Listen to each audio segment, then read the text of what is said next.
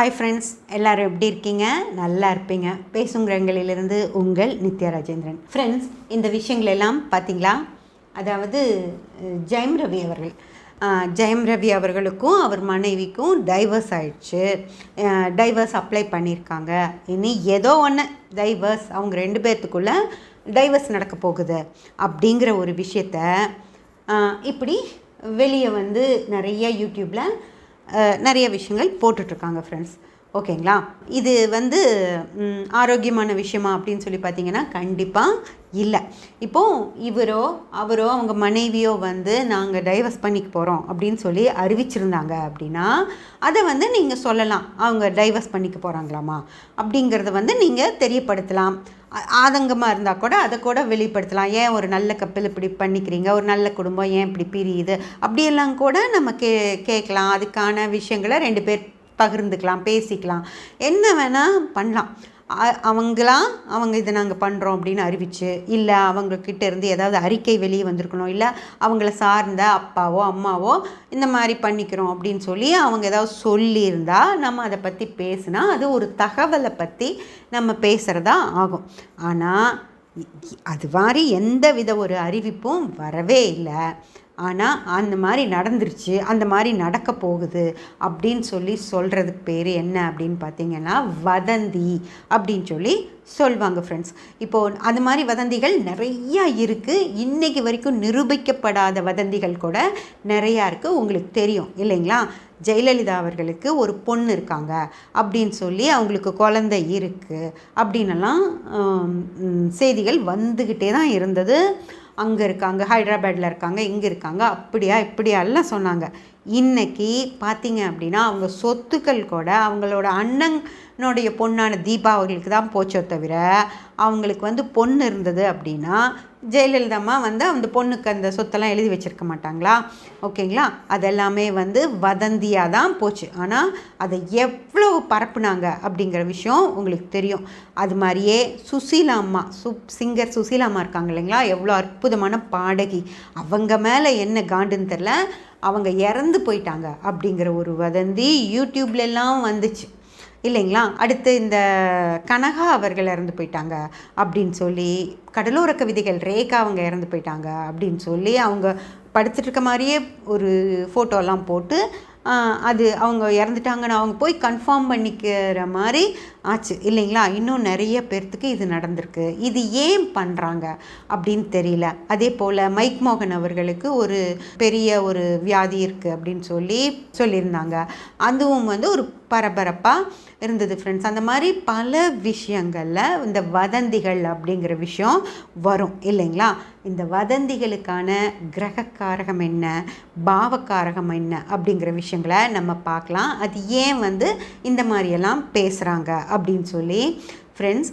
இந்த மாதிரி பெரிய விஷயங்களுக்கு தான் பேசுகிறாங்க அப்படின்னெல்லாம் கிடையாது.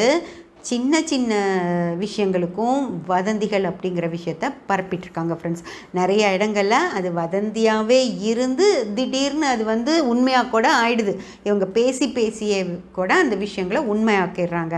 இது வந்து இந்த சில ஆஃபீஸஸில் பார்த்தீங்க அப்படின்னா அங்கே இருக்கிற ஆண் ஊழியரும் ஒரு பெண் ஊழியரும் பழகிட்டு இருக்காங்க அப்படிங்கிற மாதிரி அது வந்து உண்மையாக பொய்யானே தெரியாது. அவங்க 2 பேரும் பேச வேண்டிய ஆஃபீஸ் விஷயங்களுக்காக கூட அவங்க பேசிகிட்ருக்கலாம். ஆனால் அதை வந்து இப்போ ஒரு தவறான கண்ணோட்டத்தில் ஒரு 4 பேர் பேச ஆரம்பித்து அது அப்படியே ஆஃபீஸ் முழுக்க பரவிடும். அந்த மாதிரி வதந்திகள் பரவும். அதே போல் ஒரு காலேஜில் அப்படின்னு வச்சுக்கோங்க, ஒரு பொண்ணும் பையனும் ஃப்ரெண்டாக பழகுனா கூட இவன் அவனோட ஆள், அந்த பொண்ணு இவனோட ஆள் அப்படின்னெல்லாம் சொல்லி அதை வந்து கிட்டத்தட்ட ஒரு சில இடங்களில் உண்மையாக கூட ஆக்கி விட்டுடுறாங்க. அதுக்கப்புறம் வீடுகளில் பார்த்தீங்க அப்படின்னா தான் ரொம்ப நடக்குது ஃப்ரெண்ட்ஸ். அதாவது சொந்தத்துக்குள்ளேயே என்னோட ஒரு கசினு, அவங்களுக்கு வந்து ஒரு 5 இயர்ஸ் ஆச்சு திருமணமாகி, அவங்களுக்கு குழந்தை இல்லை. அப்போது அவங்கள வந்து ஒரு ஹாஸ்பிட்டலில் இன்னொரு கசன் பார்த்துருக்காங்க. அவங்க உடனே வந்து ஃபோன் பண்ணி சொல்கிறாங்க, அவங்க வந்து ட்ரீட்மெண்ட்காக தான் அந்த ஹாஸ்பிட்டலுக்கு போயிட்டுருக்காங்க அப்படின்னு சொல்லி. அப்படியெல்லாம் இருக்கணும்னு அவசியமே இல்லையே. அவங்க வந்து அங்கே ஒருத்தர் யாராவது படுத்திருந்துருக்கலாம், அவங்கள பார்க்க போகலாம், இல்லை வேறு தலைவலி வேறு கால்வலிக்கு கூட போகலாம். ஆனால் அவங்களுக்கு இன்னைக்கு குழந்தை பிறக்காது, அதனால தான் அவங்க ட்ரீட்மெண்ட்டுக்கு போகிறாங்க அப்படின்னு சொல்லி அதை எல்லாத்தையும் நம்ப வைக்கிறது அப்படிங்கிறது எவ்வளோ பெரிய ஒரு தவறான செயல் அப்படின்னு சொல்லி பாருங்கள். அது மாதிரி நிறைய விஷயங்கள், பக்கத்து வீட்டுக்காரங்க ஒரு விஷயம் செய்கிறாங்க, ஒரு மாமியார் மருமக ஒரு சின்ன சத்தம், அவங்க வீட்டிலேருந்து எக்ஸ்ட்ராவாக ஒரு சத்தம் கேட்டுருச்சுன்னா ஒன்றா மாமியார் மருமக சண்டை போட்டுக்கிறாங்க, அவங்களுள்ள பயங்கர சண்டை போல் இருக்குது, காலையில் ஒரே சத்தமாக இருந்தது அப்படின்னு சொல்லுவாங்க. அந்த மாதிரி அந்த அந்த காசிப் அப்படிங்கிற விஷயத்தை உருவாக்கி அதை அடுத்தவங்களுக்கு கொண்டு போய் சேர்த்துறது அப்படிங்கிறது சிலர் செய்வாங்க. அந்த நமக்கு கிடைச்ச தகவலை இன்னும் கொஞ்சம் பெருசு பண்ணி அதை பல பேர்த்துக்கு பரவற விஷயங்களை சில பேர் செய்வாங்க ஃப்ரெண்ட்ஸ். அது இந்த மாதிரி பெரிய இடங்கள்லேருந்து சின்ன இடங்கள் நம்ம வீடுகளுக்குள்ள வரைக்கும் இந்த வதந்திகளையும் அதை பரப்புறது அப்படிங்கிற விஷயமும் இருக்குது. இதுக்கு கிரகக்காரகங்களும் பாவக்காரகங்களும் என்ன அப்படின்னு சொல்லி நம்ம பார்க்கலாம் அப்படின்னு பார்த்தோம்னா, அதாவது முதல்ல புதன் ஃப்ரெண்ட்ஸ். அதாவது கிரகக்காரகம் அப்படின்னு சொன்னால் புதன் தான் ஒரு விஷயத்தை பரவ செய்கிறது அப்படிங்கிறது புதன் தான். அதே போல் ராகு ஃப்ரெண்ட்ஸ். ராகு அப்படிங்கிறதும் விஷயங்களை மிக பெரிதாக, அதாவது இந்த மாதிரி ஒரு பெரிய ஆக்டர் ஜெயம் ரவி, அவங்க சவுத் இந்தியா முழுக்கவுமே தெரிஞ்ச ஒரு நடிகரை, இவரை பற்றி ஒரு விஷயத்தை பரப்புறது அப்படிங்கிறதும் அதாவது உருவாக்குறது அப்படிங்கிறது 3ஆம் பாவம், பரப்புறது பெரிய விஷயத்தை பரப்புறது அப்படிங்கிறது ராகு ஃப்ரெண்ட்ஸ். அந்த ராகு யார் ராகு மோசமாக இருக்கோ அவங்க தான் இவங்களை பற்றி நல்ல விஷயங்கள், ராகு நல்லா இருந்தால் நல்ல விஷயங்களை பரப்புவாங்க. ராகு கெட்டு இருந்துச்சு அப்படின்னா இவர் சம்மந்தப்பட்ட தவறான விஷயங்களை பரப்புவாங்க ஃப்ரெண்ட்ஸ். வதந்திகளை உருவாக்குறதும் பரப்புறதும் அப்படின்னு சொல்கிறது. அதே போல் பாவக்காரகங்களில் பார்த்தீங்க அப்படின்னாலும் 3ஆம் பாவம் அப்படிங்கிறது தான் வதந்திகளை உருவாக்கும். அவங்க தான் ஒரு விஷயத்தை கண்ணில் பார்த்ததும் அதுக்கு காது மூக்கு கை கால் எல்லாம் வச்சு சிந்திச்சு, இதுலேயும் அப்படி தான் 3ஆம் பாவம் நல்லா இருந்தது அப்படின்னா ஒரு விஷயத்தை அதாவது ஒரு பொண்ணு நல்லா டான்ஸ் ஆடுது அப்படின்னு வச்சுக்கோங்க. இப்போ சூப்பர் சிங்கரில் ஒரு பையன் சூப்பராக பாடுறான் அப்படின்னா அந்த வீடியோவை ஷேர் பண்ணிகிட்டே இருப்பாங்க. இங்கே பாரு இந்த பையன் சூப்பராக பாடியிருக்கான் அப்படின்னா அவங்க ஃப்ரெண்ட்ஸுக்கு, ரிலேட்டிவ்ஸுக்கு, கசின்ஸுக்கு அந்த மாதிரி அந்த வீடியோ ஷேர் ஆகிட்டே இருக்க மாதிரி பாருங்கன்னு சொல்லி ஷேர் பண்ணுவாங்க. அதே 3ஆம் பாவம் கெட்டு போயிருக்கு அப்படின்னா ஒருத்தரை பற்றி தவறான தகவல்களை அவங்க ஷேர் பண்ணிக்கிட்டே இருப்பாங்க ஃப்ரெண்ட்ஸ். அதுதான் உருவாக்குதல் அப்படின்னு சொல்கிறதே.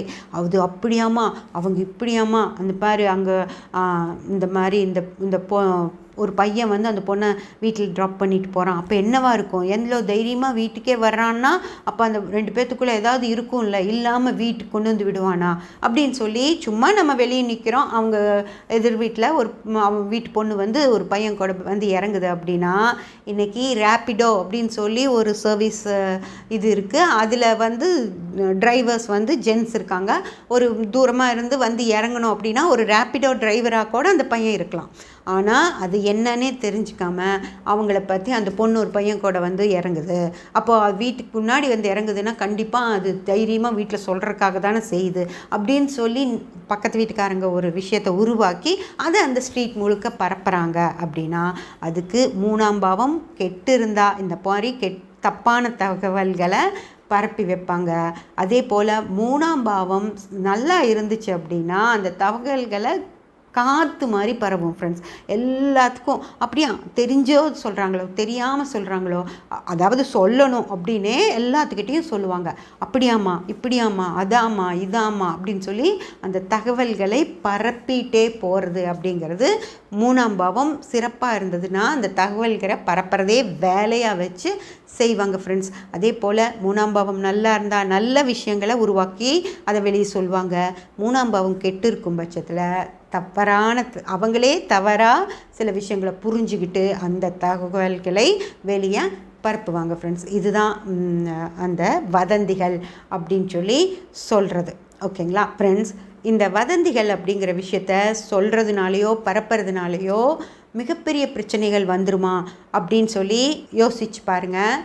பெரிய விஷயங்கள் எதுவும் நடந்துராது. இந்த மாதிரி வதந்திகளை பரப்புறவங்களுக்கு என்ன கிடைக்கும் அப்படின்னு சொல்லி பார்த்தீங்கன்னா எதுவுமே கிடைக்காது. ரோட்டில் சிலையாக வைக்க போகிறாங்க, இப்படி சூப்பராக சொன்னாங்க அப்படின்னு சொல்லி அதெல்லாம் எதுவுமே இல்லை. அவங்கள நல்லவங்கன்னு கூட சொல்ல மாட்டாங்க. சிலர் வந்து சேர்த்திக்க மாட்டாங்க. ஏன்னா இது ஊரில் இருக்கிறதெல்லாம் இந்த மாதிரி பேசிகிட்ருக்கே, வதந்தி பரப்பிகிட்ருக்கே, இதை நம்ம வீட்டுக்குள்ளே விட்டோம் அப்படின்னா நம்ம வீட்டு விஷயங்களையும் போய் 4 பேர்த்துக்கிட்ட சொல்லும் தானேன்னு சொல்லிட்டு அவங்க கேட்குற அளவுக்கு மட்டும் இவங்களை பயன்படுத்திட்டு அவங்களோட விஷயங்களை எல்லாம் மூடி வச்சுக்குவாங்க, இவங்களுக்கு தெரியப்படுத்தாமல் பார்த்துக்குவாங்க. அது மாதிரி ஒரு அசிங்கம் தான் நடக்கும்.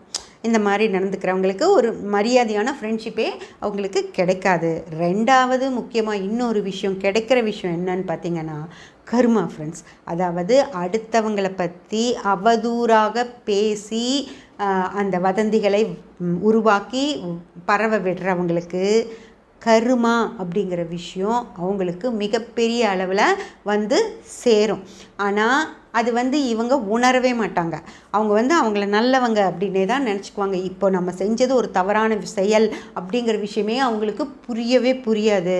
அவங்களுக்கு ஒரு கஷ்டம் வந்துருச்சு அப்படின்னா என்ன கேட்பாங்கன்னா, நான் என்ன தப்பு பண்ணேன், நான் யாருக்கு என்ன துரோகம் பண்ணேன், என்னை ஏன் சாமி இப்படி சோதிக்கிற அப்படின்னு சொல்லி கேட்பாங்க. அவங்க பண்ணது சில இந்த தவறான விஷயம் அப்படின்னே புரிஞ்சிக்காமல் கடவுள்கிட்டயே போய் கேட்பாங்க, நான் யாருக்கு என்ன பண்ணேன்னு. நீ என்னமோ பண்ணதுனால தாம்மா உனக்கு இந்த கஷ்டமே வந்திருக்கு. புரிஞ்சுதுங்களா?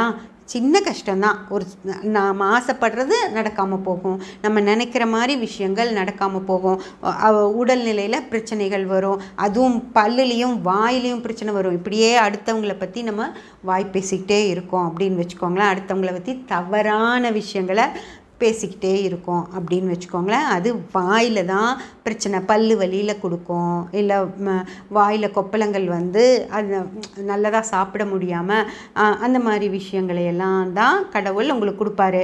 அப்போது நம்ம வந்து ஏன் என்னை இப்படி போட்டு கஷ்டப்படுத்துகிற, நான் யாருக்கு என்ன பண்ணேன் அப்படின்னு கேட்டால் நீங்களே புரிஞ்சுக்கோங்க, ஏதோ பண்ணியிருக்கீங்க, அதுதான் இப்படி பிரச்சனைகளாக கொண்டு வந்து விடுதுன்னு. அதனால் யாரை பற்றியும் எந்த விஷயமும் உங்களுக்கு தெளிவாக தெரியாமல் அந்த விஷயங்களை பேசவே பேசாதீங்க ஃப்ரெண்ட்ஸ். உங்களுக்கு கன்ஃபார்மாக இப்போது அந்த எதிர் வீட்டில் ஒரு பொண்ணை கொண்டு வந்து இறக்கி விட்ட பையன் அந்த பொண்ணோட காதலனாகவே இருக்கட்டும், அவங்க 2 பேரும் எப்படி இருந்தாலும் கல்யாணம் பண்ணிக்குவாங்க இல்லையா? அன்றைக்கி கல்யாண பத்திரிக்கை உங்களுக்கு கண்டிப்பாக வரும், அன்னைக்கு தெரிஞ்சுக்கோங்க. அதுக்கப்புறம் அதை பற்றி பேசுங்க. அந்த பையனுக்கும் பொண்ணுக்கும் மேட்சாக இருக்குது, பொண்ணு நல்லா இருக்குது, பையன் நல்லா இருக்கான், நல்லா படிச்சிருக்காங்க அப்படிங்கிற மாதிரி நல்ல விஷயங்கள் அவங்கள பற்றி பேசுங்க. எந்த பிரச்சனையும் வராது. அது தெரியறதுக்கு முன்னாடியே அதை பற்றி இப்படி தான் இருக்குமா, அப்படி தான் இருக்குமா, அதுவாக இருக்குமா, இதுவாக இருக்குமான்னு பேசுனீங்க அப்படின்னா கருமாக்கள் உங்களை வந்து பேசாமல் அது பாட்டுக்கு போகிற கருமாவை நீங்களே இழுத்து உங்கள் தலையில் போட்டுக்குவீங்க ஃப்ரெண்ட்ஸ். அதனால் அனாவசியமாக அடுத்தவங்களை பற்றி பேசவே பேசாதீங்க. அதே மாதிரி அப்படியே உங்களுக்கு ஒரு தோணினா கூட உங்கள் மனசுக்குள்ளேயே வச்சுக்கோங்க, அதை வெளியே சொல்லவே சொல்லாதீங்க. அப்புறம் கடவுள் உங்களை தண்டிக்கிறதுக்கு வழி பார்த்துட்டே இருந்து இந்த விதத்தில் தண்டிச்சிருவார். ஓகேங்களா? சப்ஸ்கிரைப் பண்ணி பெல் பட்டன் ப்ரெஸ் பண்ணி வச்சுக்கோங்க. அப்போ தான் நான் போடுற எல்லா பதிவுகளும் உங்களுக்கு கிடைக்கும். லைக் பண்ணி ஷேர் பண்ணி கமெண்ட் பண்ணிங்கன்னா எனக்கு சப்போர்ட்டிவாக இருக்கும். Thank you friends.